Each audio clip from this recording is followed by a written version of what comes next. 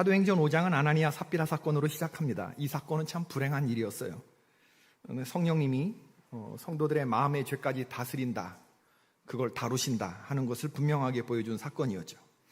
아주 작은 거짓말, 아주 작은 탐심, 아주 작은 시기심, 그것은 죽음으로 끝이 났습니다. 한 사람에게 주어진 형벌은 모든 성도를 향한 하나님의 경종이었습니다.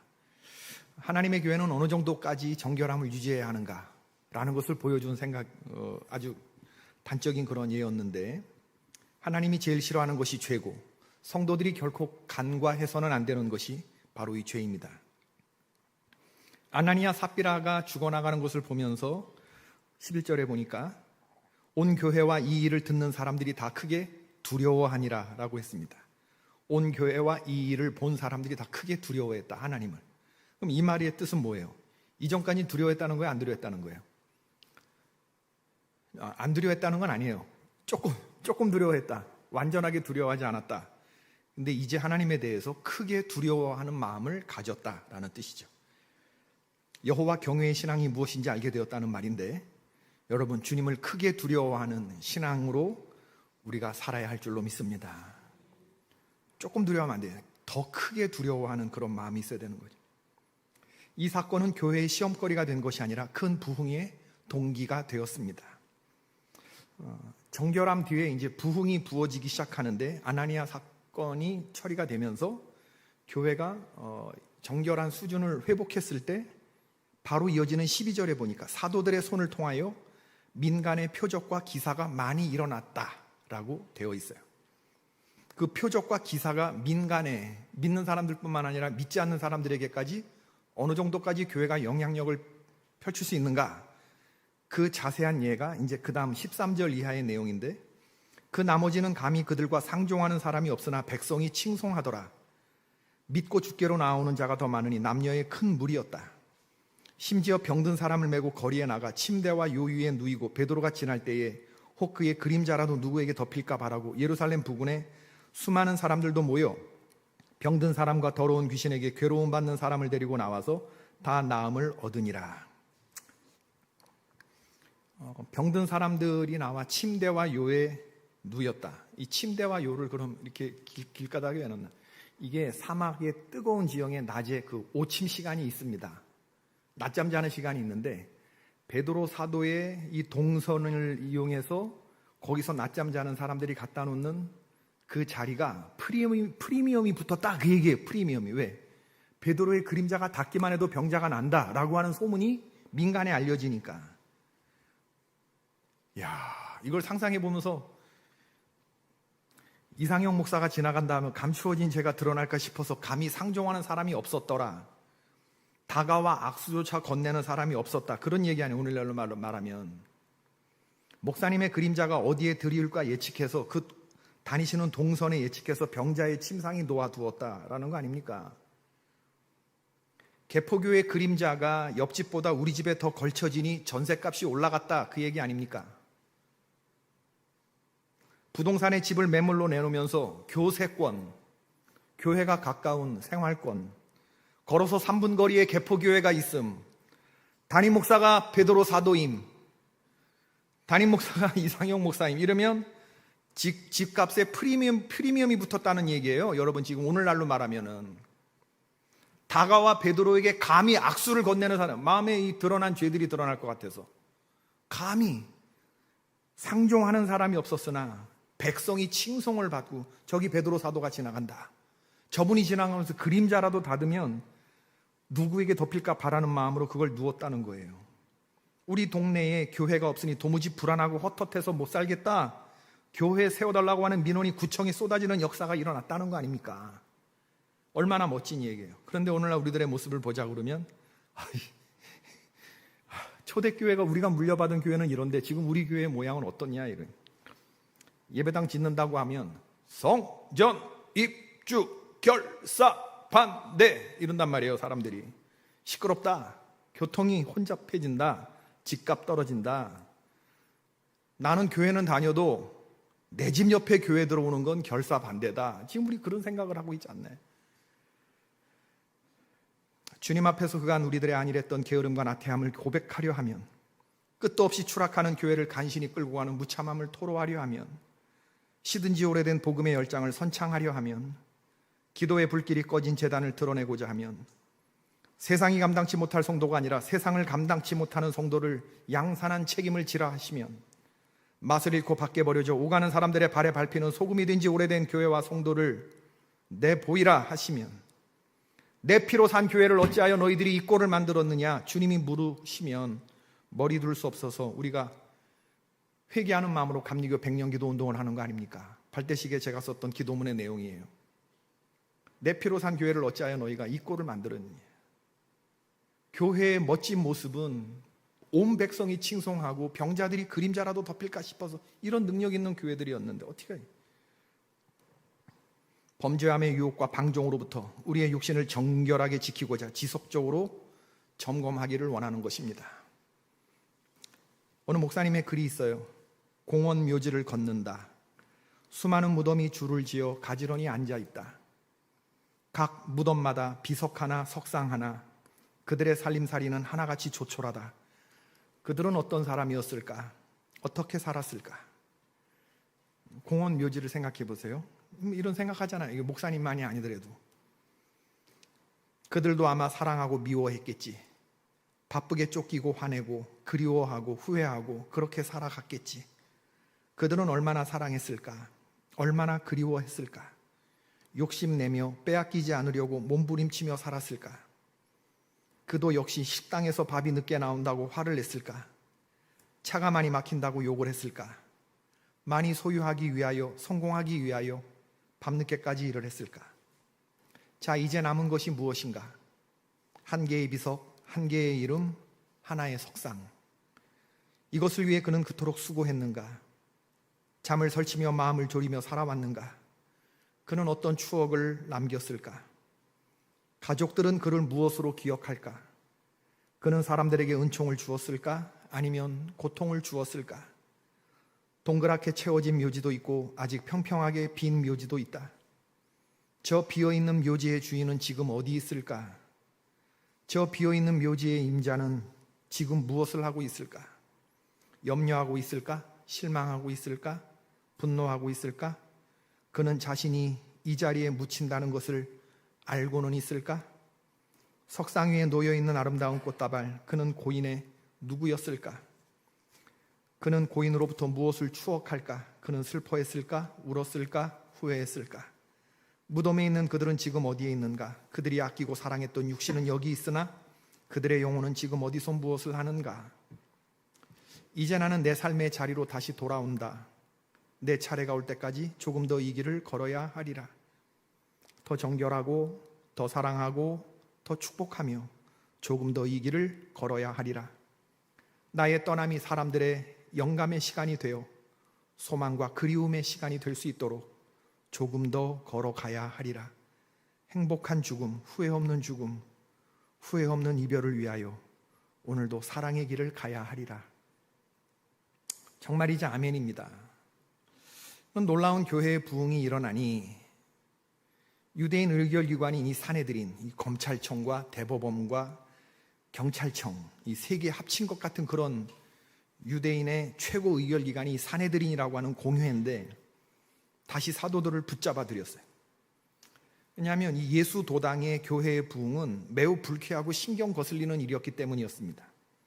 유대교인이어야 할 사람들이 회당에서 유대교 율법을 배우는 것이 아니라 예수교의 가르침에 몰려가서 유대교가 가르치는 것과 다른 복음, 자기들이 가르치는 것과 다른 방향의 이야기를 하는 이 여간 신경 쓰이는 일이 아니잖아요. 장차 유대교의 중대한 위협이 될 수 있다고 판단한 겁니다. 그래서 사도들을 다시 붙잡아 들였어요. 복음을 전하지 못하도록 한 거죠.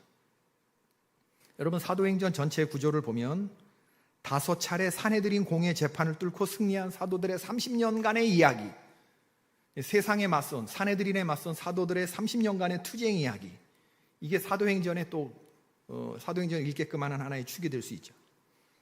교회가 태동되고 조직된 이래로 사도들은 사내들인의 공회의 위협과 복음 증거를 막는 압박을 받아야 했는데, 베드로와 요한이 사내들인의 선 4장에서부터 사도행전 26장까지 바울이 로마로 압송되기 전까지의 재판 이야기가 나와요. 1차 사내들인 재판은 예수님이 불법적인 가야바의 관저에서 밤새 신문당하신 요한복음 18장 28절, 이 1차 사내들인 재판. 2차는 사도행전 4장 1절부터 22절까지 베드로와 요한을 불러서 성전 미문에서 왜 병자 고쳐준 것으로 인해서 그 협박한 거, 불격한 거. 이게 2차 사내들인 재판. 세 번째는 사도행전 5장 17절서부터 41절까지 사내들인이 사도들을 투옥하고 채찍질한 오늘 본문의 사건.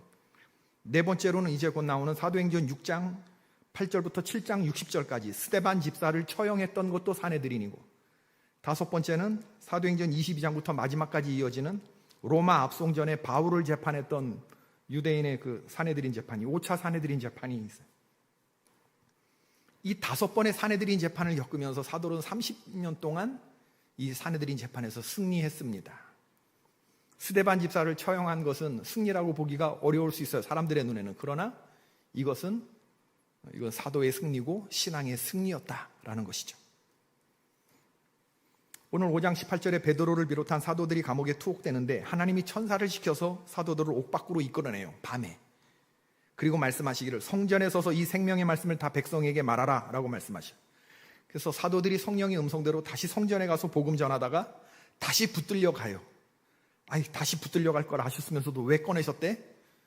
왜 꺼내셨대? 성령님이 증인보다 중요한 것은 증언이기 때문에, 목숨보다 중요한 것은 사명이기 때문에, 밤에 이 사도들을 풀어낸 것은 사도들을 위한 것이 아니고 그것보다도 더 중요한 증언을 하라고, 증인을 위해서가 아니라 증언을 위해서 풀어내신 거죠. 복음 전파가 목숨보다 더 중요한 사명이라고 하는 것을 깨닫게 하시기 위해서, 그 사명을 다하기까지 어떤 어려움이 있다 할지라도 내가 너희들을 함께 한다는 것을 보여주신 기사잖아요. 풀려나는 게 목적이 아니고 풀려나서 성전에서 말씀을 전하는 것까지 가는 거. 너희들을 풀어주는 것이 성령의 목적하는 바가 아니라 내가 너와 함께 한다라고 하는 거, 주눅들지 말라고 하시는 성령의 위로다라는 사실이죠. 사람들이 너를 잡아가둔다고 해도 말씀은 가두어지지 않을 것이니 복음을 전하라. 이 초대교회 부흥의 핵심에는 바로 이런 사도들이 죽으면 죽으리라 하는 이런 담대함이 있었다고 하는 것이죠. 하나님의 종으로 부름받은 사람들에게 허락된 최상급의 능력이고 그들에게서 빛나는 가장 아름다운 모습이 뭐냐? 바로 이런 모습이라는 거예요. 사도 중에 가장 아름다운 사도가 어떤 모습이냐? 오늘 이 사도행전 5장에 나와 있는 바로 이 상태. 성령의 권능에 붙들려 있는 상태. 이게 주의 종들에게 부어진 가장 최상급의 형태다. 오늘날 저는 제가 이런 말을 할 수 있는 것이 얼마나 다행스러운지 몰라요. 조금 어렵게 되었다고 교회를 사임하고 조금 편한 자리로 이동하고 먹고 살기 힘들어졌다고 목회를 포기하는 그런 사역자들에게 교회가 어떻게 든든히 설 수 있겠습니까? 난 이 말을 할 수 있는 게 너무 다행스러워요. 내 경험치로 증명한 일이 있기 때문에. 부족한 종은 주님께 혼나지 않아요. 그러나 부끄러운 종은 주님께 혼납니다. 목회는 성령의 기름 부음이 떠나는 순간 그만두는 것이지, 그 전까지 주님의 기름 부심이 내 마음을 감동한다면 아무리 힘들고 어려워도 현장과 사역지를 붙들고 씨름해야 됩니다. 능력의 지극히 크신 것이 하나님께 있지 사람에게 있지 않습니다. 그러므로 주의 종들이 주님께 보여드릴 것은 능력이 아니라 태도이며, 그것은 결기이고 자세이고 가오고 영적인 가오고, 주님 능력은 없으나 주님만을 영원히 따라가겠습니다 하는 태도를 보일 때 주님이 그에게 기름을 부어주신다는 거예요. 기름을 부어주신다. 내 힘으로 하는 것이 아니라 하나님이 함께 하시는 것이며, 성령의 기름 부음이 있을 때 그 기운과 결기가 교회를 이끌어가는 것이거든요. 예수님 능력이 없는 종입니다. 부족한 종을 부르신 주님도 얼마나 답답하셨을까 생각됩니다. 제가 저를 봐도 답답한데 주님 얼마나 답답하신가요? 그러나 저더러 당신을 떠난 내 어미의 집으로 돌아가라 강권하지 마옵소서. 예수님 가시는 곳에 나도 가고 예수님이 머무시는 곳에 저도 머물겠습니다. 예수님의 백성이 나의 백성이 되고 예수님의 하나님이 나의 하나님이 되시리니 예수님이 죽으시는 곳에서 나도 죽어 거기 장사될 것입니다. 만일 내가 죽는 일 외에 예수님 떠나면 여호와께서 내게 벌을 내리시고 더 내리시기를 원하나이다. 룻기에서 룻이 시어머니 나오미를 따라가면서 했던 말, 이게 영원토록 내가 갈 길 예수를 고백하며 나아가는 그 사람이 가지고 있어야 하는 마음속의 결기이며 고백이며 다짐이어야 한다는 거예요. 지금 룻이 끈떨어진 연인 나오미를 따라가는 시어머니를 따라갈 때 그 능력을 말하는 게 아니라 지금 자신의 태도를 말하잖아요. 룻의 고백은 베드로의 이 장담과 비교가 돼요. 다른 사람은 다 예수님 버려도 나는 예수님을 버리지 않고 따라가겠습니다라고 말한 건 룻과 베드로가 똑같아. 근데 룻과 베드로의 이야기가 달라지는 지점이 어디냐? 다른 사람은 다 버려도 나는 당신을 따라가겠다고 말한 건 베드로도 그렇게 말했고 룻도 그렇게 말했는데 이 둘의 차이는 뭐냐? 눈물입니다. 그건. 베드로는 울면서 다른 사람은 다 버릴지라도 나는 주님을 따라가겠습니다. 주님. 이런가요? 이런 느낌 아니죠. 다른 사람들은 다 주님을 버려도 난 주님 버리지 않겠습니다. 이건 장담이죠. 나오미의 이 말은 나를 엄마 집으로 돌아가 말하지 마십시오. 어머니 가시는 곳에 나도 가고 예수님 머무시는 곳 어머니 가시는 곳에 나도 가고 이거 여자 목소리가 어머니 가시는 곳에 나도 가고 어머니 백성이 되고 이렇게 했을 거 아니에요. 그죠? 베드로의 장담과 룻의 이 고백의 차이는 뭐냐? 베드로는 장담이었지만 그녀의 고백은 장담이 아니라 고백이었다라는. 자기 자신을 스스로 무가치하게 여기면서 자기를 100% 거두어 달라고 하는 청원, 보잘것없는 나지만 어머니를 100% 따라갈 거라고 하는 그 헌신의 고백, 나를 죽음으로 처리하고 가는 거예요. 살자고 가는 게 아니라 그냥 그 엄마 속에 자기를 집어넣으며 시어머니 속에 자기를 연합시키며 엄마가 죽으면 나도 그 안에서 죽을 거라고 생각하는 이게 시어머니와 며느리 사이에서 하나도 삐져나오는 데가 없이 둘이 하나가 돼서 가는 이게 연합입니다. 이게 성도와 예수님이 이렇게 일치하고 이렇게 연합이 돼서 가야 되는 거거든요. 뭐 목로, 경로, 보폭 이게 없는 거예요. 그냥 내가 예수님 안에 내가 사는 거고 예수님이 내 안에 사는 거고 이 경지, 이 고백 이게 하나님께 합격점을 받은 그러한 대목이에요. 나를 100% 비우고 그 비워진 자리에 100% 주님의 은총으로 가득 채우려는 마음, 그 마음 위에 부흥이 부어지는 것이다. 에베소서 6장에서 결론적으로 전신갑주와 영적인 전투를 말하던 바울이 자기 자신을 위한 기도 제목을 부탁해요. 또 나를 위하여 구할 것은 내게 말씀을 주사 나로 입을 열어 복음의 비밀을 담대히 알리게 하옵소서 할 것이니 이 일을 위하여 내가 쇠사슬에 매인 사신이 된 것은 나로 이 일에 당연히 할 말을 담대히 하게 하려 하심이라. 당연히 할 말을 담대히 하는 거 이거 쉬운 거 아닙니다, 여러분. 특별히 사도들 당연히 할 말을 담대히 하는 거 이거 쉽지 않아요. 위협이 받으면 쫄리고요, 당연히 할 말을 당연히 하지 못하게 되고요, 담대히 아니라 소극적으로 쫄리면서 그렇게 할 때가 얼마나 많이 있습니까? 특히 쇠사슬에 매여 있는 상태나 부끄러움을 당할 때나 위협을 당할 때나 협박을 당할 때나 고문을 당할 때나 채찍질을 당할 때는 이 당연히 할 말 담대하는 게 잘 안 되거든요. 그러나 사도 바울은 계속해서 성도들에게 나를 위해서 구할 것은 뭐 선교비 이런 게 아니에요. 선교비 이런 게 아니에요. 성령의 기름 부으심. 성령의 기름 부으심이 없으면 당연히 할 말을 담대히 못하게 되니 그러면 있으나 마나한 거지 그건. 그러므로 나로 이 일에 당연히 할 말을 담대히 하게 해달라고 하나님께 기도해 주십시오. 여러분 그 얘기는. 그럼 이건 사도들에게만 해당되는 말이냐? 아니요. 상위 1% 믿음을 가진 성도들에게 해당되는 말입니다. 그 1%의 믿음을 가지려고 소망하는 사람들에게 필요한 마음이죠. 여러분 이 마음을 소망하십니까? 진짜로? 진짜로? 소망하고 열망하는 실상을 보자 그러면 주님 뭐 저는 그 경기까지는 아직 자신이 없습니다. 뭐 이렇게 이해할 수 있거든요. 어떤 어려움이 있어도 어떤 형편에 처하든지 우리의 당연히 할 말은 예수 그리스도의 십자가 대속의 죽음과 부활의 복음인 줄로 믿습니다. 이 복음의 주체가 뭐냐? 복음은 뭐냐? 예수 그리스도인데 예수 그리스도를 마음으로 믿고 그리스도로 영접한 사람들은 모두 멸망치 않고 영생을 얻는 길로 나아가게 될 줄로 믿습니다. 할렐루야. 주의 천사가 감옥을 나오게 했는데 성전에서 복음을 증거하는 사도들을 보고 다시 붙잡아 갔다는 건데 이번에 신기한 일이 뭐냐면 붙잡아 가는 사람이 두려워하고 붙들려 가는 사람들이 오히려 당당해. 26절의 말씀. 성전 맡은 자가 부하들과 같이 가서 그들을 잡아왔으나 강제로 못함은 백성들이 돌로 칠까 두려워함이었더라. 체포였다는 말입니까? 아니면 연행됐단 말입니까? 분위기 지금 읽었잖아요. 강제로 체포당했어요? 아니면 그냥 순순히 관속에 협조했어요? 협조같이. 강제로 체포할 수 없었다는 겁니다. 사도들이 많은 군중들에 둘러싸여 있어서 얼마든지 소요를 일으킬 수 있었는데, 지금 막 우리 많은 유튜버들이 막 군중들 막 이렇게 하는 그런 것처럼 분별 있게 행동합니다. 사도들은 자기 자신이 이 소동과 소요의 불씨가 되지 않기 위해서 관속들의 연행에 이 공권력에 순순히 협조하고 응했다라고 하는 거죠. 사도들의 태도가 멋지고 당당합니다.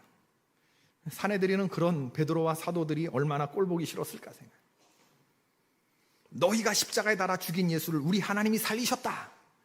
우리가 사람의 말을 들을 것이냐 하나님께 순종할 것이냐 이렇게 말하는 사람, 와 이거 어떻게 돼? 이거 죽이는 수밖에는 이거 사람보다 하나님께 순종하는 것이 마땅하다 이렇게 말한 사람, 지금까지 이렇게 말한 사람들은 없었거든요. 여기가 어느 안전이라고. 사내들인의 대제사장과 종교 권력가들은 견제를 받지 않는 권력을 휘두르댔습니다.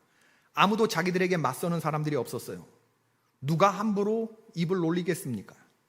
그래서 사내들이는 그야말로 무소불위, 하지 못할 것이 없다 그런 뜻 아닙니까? 무소불위의 권력을 폭군처럼 행사했던 거예요. 사람 목숨 하나 죽이는 것은 일도 아니게 생각했습니다.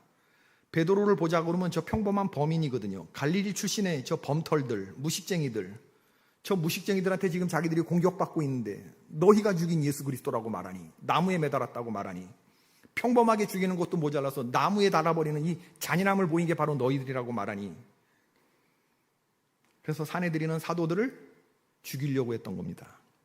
33절, 그들이 듣고 크게 노하여 사도들을 없이 하고자 할세. 여기서 우리는 사내들인 종교자들의 광기를 봐요. 자기들이 공격받으면 화나는 것 인지상정이죠. 그러나 화가 난다고 사람을 죽일 것을 실행에 옮기려고 하는 건 이건 다른 얘기거든요. 보통 사람들이 생각할 수 없는, 저 죽이겠다, 죽이려고 하는 이런 생각을 했다는 거죠. 이때 가말리엘이라고 하는 사람이 등장해요. 바리새인이었고 율법 교사였고 모든 백성에게 칭송을 받는, 존경받는 자라고 자세하게 누가가 설명하고 있습니다. 이렇게 하나님이 뜻하지 않은 사람을 세우사 사도들을 지키시고 보호해 주셔요. 가말리엘은 천사 같은 존재는 아니에요. 사도들을 잠깐 밖에 나가 있으라 합니다. 재판정에서 사도들 잠깐 밖에 나가 있으라.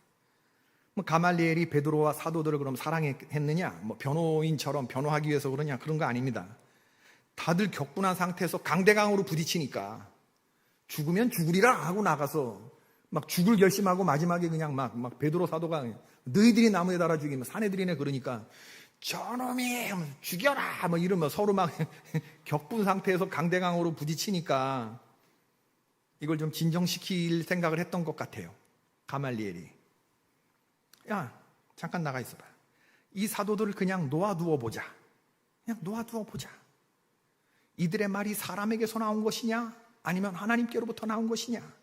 드다의 케이스를 얘기하면서 여러분들이 너무 정보가 많이 쏟아지면 기억 못할까 봐, 이 가말리엘이 말하고자 하는 핵심이 뭐냐면, 이 사람들이 말하는 이 힘이 사람에게서부터 나온 것이면 힘의 원천이, 이 지속 가능한 이들의 힘이 어디서부터 나오냐 했을 때 사람으로부터 나오는, 자기들이 만들어내고 꾸며낸 부활의 이야기라고 한다 그러면 그건 지속적인 그런 힘을 발휘할 수 없을 것이고, 만일 이들이 말하는 게 진짜 하나님의 권능으로부터, 하늘나라로부터 임한 것이면 우린 막을 수 없다. 이건 우리는 막을 수 없다. 가말리엘은 율법학자들 또 장로들 이렇게 구성된 사내들이니 하나님을 대항하여 전쟁을 벌이지 않을 것을 경고하고 있습니다. 39절의 말씀이죠. 만일 하나님께로부터 났으면 너희가 그들을 무너뜨릴 수 없겠고 도리어 하나님을 대적하는 자가 될까 하노라 하니. 사람들이 펄펄 끓을 때는 하나님이 뭐고 다 안 보이거든요. 그냥 사람과 사람이 부딪히거든요. 그럴 때 잠잠하게 하면서, 바로 그런 상태가 하나님을 대적할 수 있는 그런 상태다. 너희 그런 상태가 하나님을 대적할 수 있는 상태다라는 것을 리마인드 시켜주는 거예요. 가말리엘의 충고가 받아들여졌습니다. 사도들은 다시 불러들여졌고 그리고 채찍질로 끝내요. 태형으로만 끝냅니다. 다시 예수님으로 말하지 마. 그리고 몇 대 맞고 그리고 그 조건으로 풀려났어요. 근데 사도들은 어떻게 했는가? 다시 읽어보십시다. 우리 41절 시작.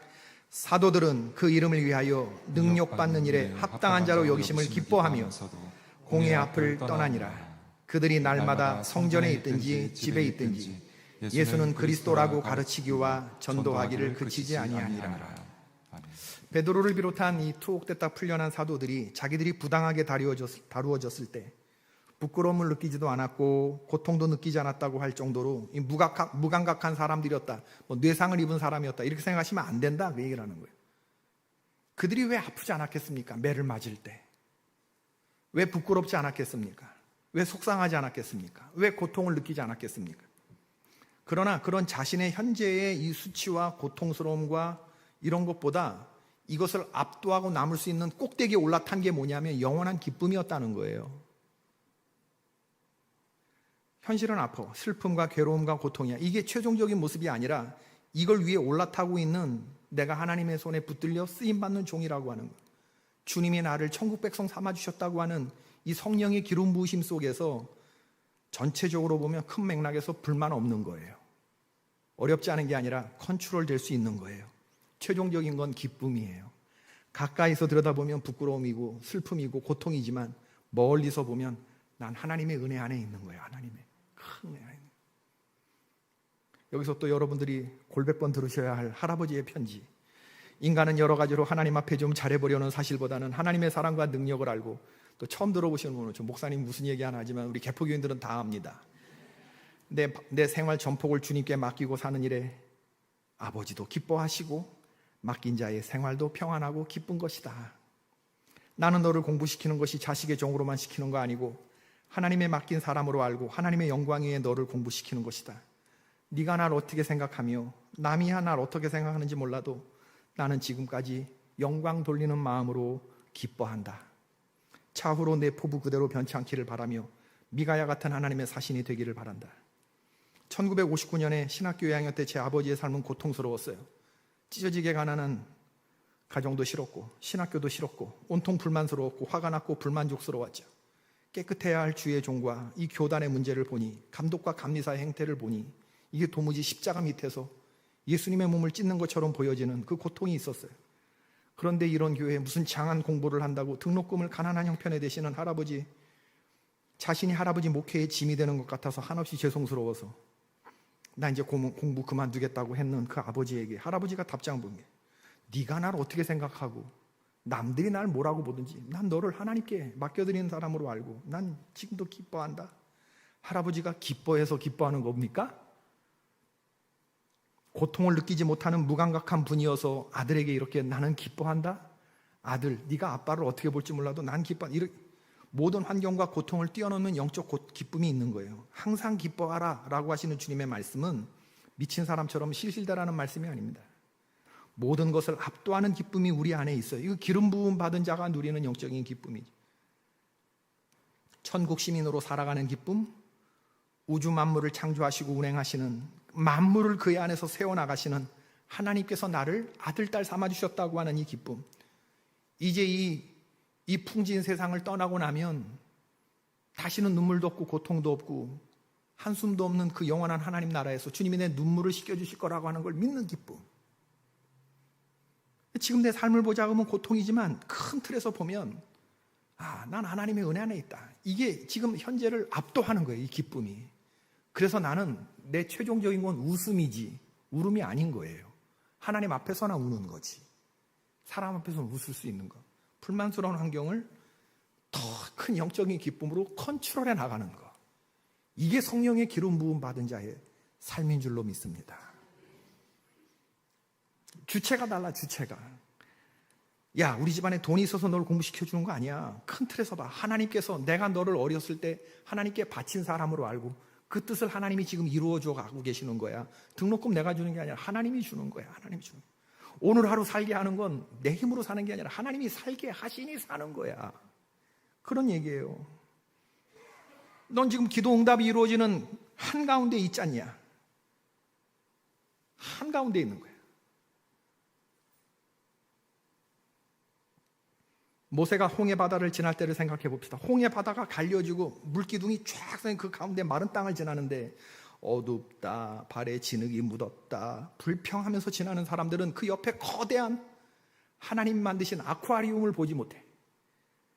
지금 나는 그냥 힘들고 어렵고 질척대고 이게 뭐야, 지금 어딜 가는 거야, 막 끌려가는 것처럼 막 정신이 아득해도 눈만 조금 들면 기적의 한 시간 가운데로 지나가는 것이고, 훗날 내가 왜 이 길을 걷게 했는지 하나님 분명히 알게 하실 날이 올 줄로 믿습니다. 그러므로 우리가 기적의 한가운데를 지나가면서도 우리의 영적인 시야가 얼마나 근시안적인 것이었느냐. 순간의 환경과 어려움 때문에 마음 뺏길 수도 있죠. 그러나 마음을 복되게 간직하는 거예요. 사도들이 오늘 그런 마음을 간직하잖아요. 능욕을 기쁨으로 여겼다. 하나님은 나에게, 다른 사람에게는 이 일을 못 맡기니 너라면 할 수 있을 것 같아서 나를 부르시고 성도로 부르시고 이 일을 맡기셨다. 미안하다. 난 네가 힘들 때 나도 참 힘들었다. 그러나 너가 잘 버텼다. 내 너에게 감사하다. 그런 날이 분명히 올 줄로 믿습니다. 다른 사람들은 못할 것 같아서 내가 너를 택해서 했는데 너 참 잘했다. 넌 나의 삐울라고, 넌 나의 햅시바다. 주님, 걱정하지 마. 흔들리지 마. 마음 빼앗기지 마. 오늘도 우리는 지금 하나님의 인도하심 가운데 순항하고 있는 거죠. 아멘 하십시오. 아멘 하십시오. 아멘, 아멘. 하나님 나라의 시민들은 세상에서 당하는 의를 위한 고난이 면류관이 되는 겁니다. 말씀 맺겠습니다. 오늘 본문에 흐르는 복음의 전반적인 분위기는 형편이 안 좋아요. 어려워요. 힘들어요. 그러나 사도들은 결코 주눅들지 않아요. 영적인 가오를 보세요. 영적인 가오를 지금. 사내들인이 서슬퍼렇게 죽이겠다고 위협하는데 맞짱 뜨는 베드로와 사도들의 이 말을 보시란 말입니다. 이게 감정적으로 하는 말이 아니라 기본적으로 예수 그리스도를 영접한, 내가 사는 곳은 이 땅이 아니라 저 하나님 나라에 속한 백성이라고 하는 이 단단한 믿음, 확신 속에서 뱉는 말들. 내가 너희들의 말에 굴복하랴, 하나님께 순종하랴, 이렇게 말하면서 맞짱 뜨는 모습들. 누가 누구를 지금 붙들어 가는 겁니까? 붙들려 있는 주체가 달라요. 사내들인과 사도들이. 예수는 그리스도다. 사도들이 목숨을 걸었던 기독교 신앙의 핵심입니다. 신앙은 예수를 그리스도로 믿는 것입니다. 좋은 신앙은 예수를 그리스도로 믿는 일, 여기에 목숨을 거는 거죠. 목숨을 거는 거죠. 그게 오늘 초대교회 정결함 뒤에 온 부흥, 그 부흥이 저와 여러분에게 있기를 바라고, 그 핵심에 이런 사도들이 보여준 단호한 결기와 기름 부으심이 있기를 원합니다. 고난을 견디고 능욕조차도 기쁨으로 여길 만한 충만한 기름 부음이 오늘 여러분들에게 충만히 임하기를 축원합니다. 기사와 표적이 나타나는 제단 되게 하여 주시옵소서. 주여 우리 교회를 정결하게 지켜주옵소서. 하늘의 권능을 덧입게 하여 주시옵소서. 백성에게 칭송받는 제단이 되게 하여 주시옵소서. 여러분 오늘 그렇게 기도해 주십시오. 백성들에게 칭송받는 제단이 되게 해주고 날마다 연분연 부흥하는 믿음의 공동체로 유지되게 하여 주옵소서. 상위 1%의 믿음입니다. 상위 1%의 믿음. 상위 1%의 믿음에 들어가기를 소망하고 몸부림치며 기도하는 오늘 그런 시간이 됐으면 좋겠어요. 모두가 다 이런 정도로 기름 부음이 있는 게 아니에요. 이걸 사모하고 달라고 기도하면 주님이 주실 줄로 믿습니다. 신앙의 영적 고공행진이 이어갈 수 있어야 되는 거죠. 사도들이 복음을 부지런히 가르치고 전했다고 했는데, 가르치고 배우는 것은 성도 안에서 일어날 일, 전하는 일은 그건 세상 열방과 불신자들을 향해서 일어나야 할 일. 복음을 배웁시다. 그리고 전합시다. 이게 여기에 우리의 목숨을, 예수는 그리스도다. 그것을 전하면 힘들어지는 상황 속에서도 굴하지 아니하고 성령의 기름 부음 속에서 갔다. 능력과 박해를 받을 것을 두려워하지 말고 당연히 할 말을 담대히 전하는 저와 여러분이 되기를 바라고, 또 우리 교회가 후원하는, 또 동역하는 모든 선교사님들이 당연히 할 말을 담대히 전하게 해달라고 기도하시고 오늘 시간. 아멘입니까? 현실이 아무리 우리를 힘들고 어렵게 한다 할지라도 주님, 능력받고 내 주어진 일들이 훗날 나의 면류관이 될 것입니다. 주님, 내가 오늘 견디어 보겠습니다. 살아보겠습니다. 주님, 능력받는 걸 기쁨으로 여기겠습니다. 우린 보는 시야가 다른 사람들 아닙니까? 이 세상과 나에 대해서는 죽었습니다. 이제 나는 내 안에 그리스도께서 사시는 겁니다. 룻이 자기를 죽음으로 처리하고 어머니 따라가듯이 나 영원토록 주님만 따라가라고 그러니, 나 죽는 일 왜 내가 여기서 떠나면 내가 하나님께 벌을 받고 더 벌을 받을 것입니다. 이렇게 말하는 눈물의 고백, 장담이 아니라 진짜 나를 비우고 100% 비우고 주님의 기름 부음으로만 가득 채웁니다. 이런 기도가 드려져야 되는 거예요. 기도가 상위 1%의 믿음이라니까. 주님, 나는 없습니다. 내가 있으면 힘들어져요. 주님, 나를 내려놓게 하시고 주님의 권능으로 붙들어 주시고 내가 어떤 일이 있어도 주님만 따라갈 수 있는 믿음을 주시고 주님, 나를 불쌍히 여겨달라고. 그런 기도들. 아멘입니다. 너의 가는 길에 이 찬양 부르고 우리 오늘도 기도하십니다.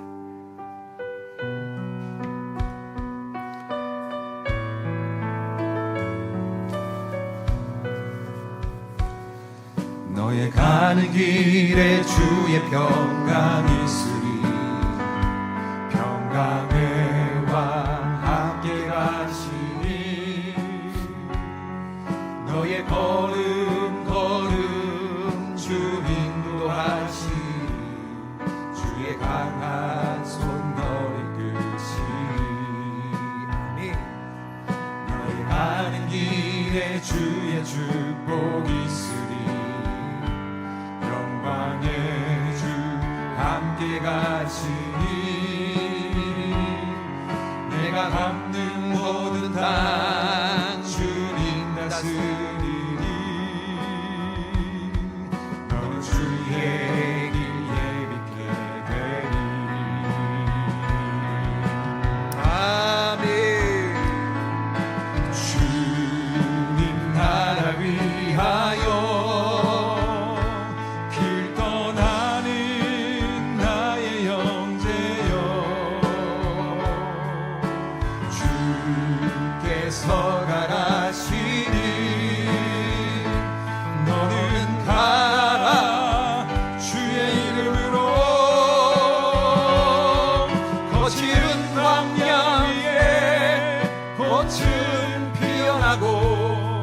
세상은 내 안에서 주님의 영광 보리라. 강하고 담대하라. 세상 이기신 주는 함께 너와 동행하시며 내게 새 힘을 주시. 다시 한번 주님 나라 위하여. 주님 나라 위하여 길 떠나는 나의 형제여 주께서 가라시니 아멘. 너는 가라 주의 이름으로 아멘.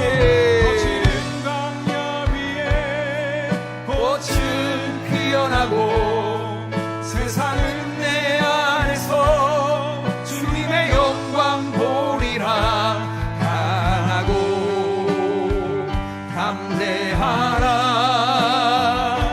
세상 이기신 주 늘 함께 너와 동행하시며